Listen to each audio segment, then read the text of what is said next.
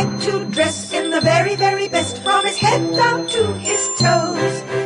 This is a story that tells the tale of the Emperor's new clothes. The Emperor's new clothes. The Emperor's New Clothes.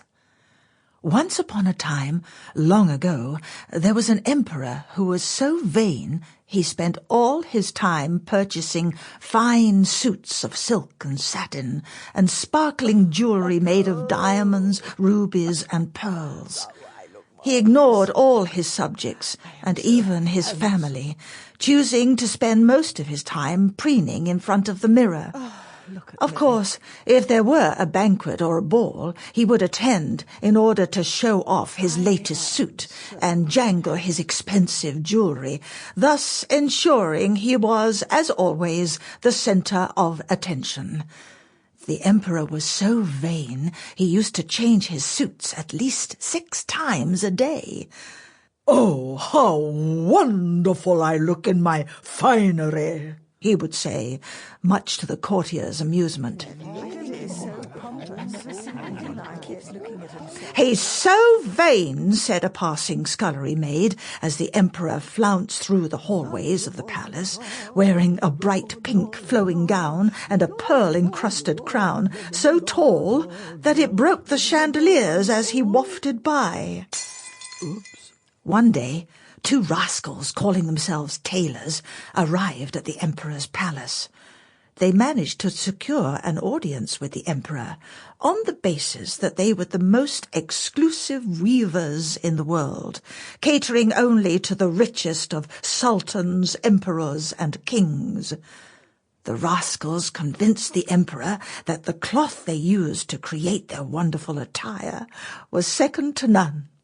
In fact, the suit they proposed to make for the emperor would be completely invisible to anyone not worthy of appreciating the exquisite nature of their fine work.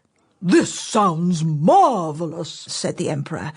"Just by wearing such a suit in public, I will be able to discover which subjects and servants are unfit to work for me here at the palace. I will also find out who is clever and worthy of my wonderful company."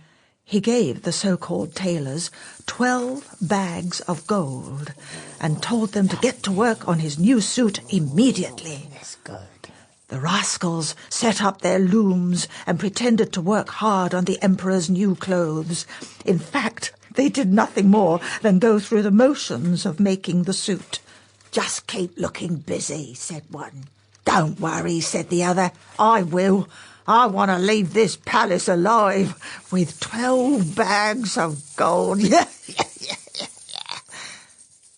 Every now and then, the emperor would pop his head around the door to check how his new suit was developing. "How's it going?" The rascals at their empty looms managed to assure His Highness that the job was almost complete. The emperor initially convinced himself that he could see the marvelous work created by these 2 rogues and showed several of his close advisers the work in progress. In fear of being perceived as a simpleton, one minister said, "It's going to be a remarkable suit."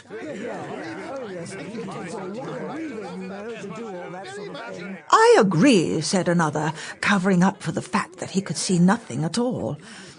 As the word spread around the kingdom of this illustrious and expensive suit, the impostors managed to negotiate several more bags of gold in order to complete their work and make sure that the suit was to be the finest ever seen.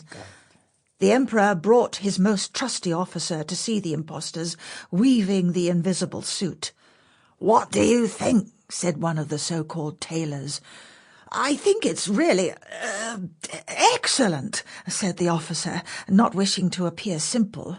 And the emperor was finally convinced that he had employed the greatest tailors in history, tailors whose suits would make him not only the talk of the kingdom, but would make him famous throughout the world for his glittering appearance, his fabulous wealth. Sample complete. Ready to continue?